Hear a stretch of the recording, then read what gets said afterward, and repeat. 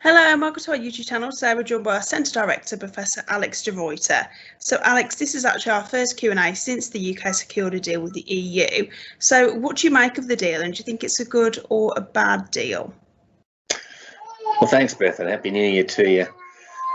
Whether it's a good or bad deal, I suppose, depends upon one's perspectives.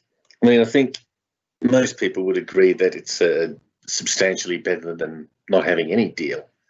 However, of course, there's no question that it represents a significant divergence from the EU compared to what we had previously. I mean, economically, the fact that the UK has left the single market and customs union is likely to be significantly negative, albeit less so than having no free trade agreement at all. Already then, there are murmurings of disquiet from many in the food and drink sector because it will no longer be possible to use the UK as an EU distribution hub. Note too that Honda, of course, are closing their manufacturing plant in Swindon in the middle of the year. And whilst ostensibly this is for reasons that they say are unrelated to Brexit, it does seem plausible that had the UK remained an EU member, different decisions might have been taken. So some EU specialist online retailers have said that they will no longer deliver to the UK because of tax changes which come into force on the 1st of January. So, for example, bicycle firm Dutch Bike Bits said that from now on it would ship to every country in the world except the UK. So do you think we could expect to see more of these kinds of situations? Oh, absolutely. Yeah, I mean, the trade agreement just negotiated imposes very substantial non-tariff barriers. Yeah, most of these are related to customs, but for certain sectors, this will extend well beyond customs declarations. Yeah, if you think of sanitary checks on animal products, the need for health certificates for exporting to Europe, etc. So these are going to impose significant cost on businesses moving things across the, Great Britain EU border, which will be felt particularly acutely by smaller firms who lack the economies of scale of their larger counterparts. I fully expect to see a reduction in choice and some increases in the prices of final goods in the UK as reduced orders for UK exporters.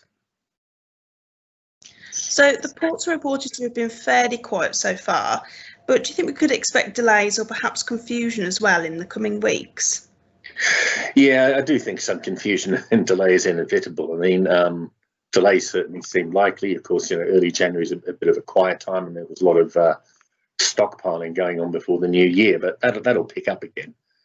Of course, the nature of congestion, will in part depend upon how busy ports are. So thus far, businesses seem to be coping okay. And this may well give them a useful period where new systems are bedding in. But of course, the real challenges are going to come in late January. To that we add the impact of a lockdown. Maybe that will mitigate in some senses, because of reducing final demand. But of course, COVID-19 has also got the potential and has demonstrated it can disrupt supply chains. And we know that we have a deal, of course, but do you think Brexit is really done? And is there anything that is actually left to discuss with the EU? Yeah, I mean, Brexit most certainly is not done. I mean, we have an agreement in place, of course, but, at the legal level, that still needs to be ratified by the EU Parliament to become law. Rejection by them is unlikely, but, at this point in time, that deal is only provisionally applied. In terms of the agreement itself, a number of areas have been left in the air, no pun intended there, of course, and discussions are continuing. This is particularly the case in financial services regulation, where, we may well expect a memorandum of understanding by March of this year.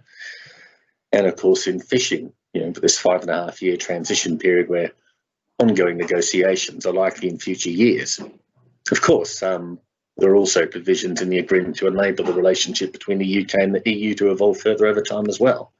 Coming back to my point about financial services, I mean, this is a trade agreement that only essentially offers a zero tariff, zero quota access for goods. So the 80% of the economy and services largely excluded.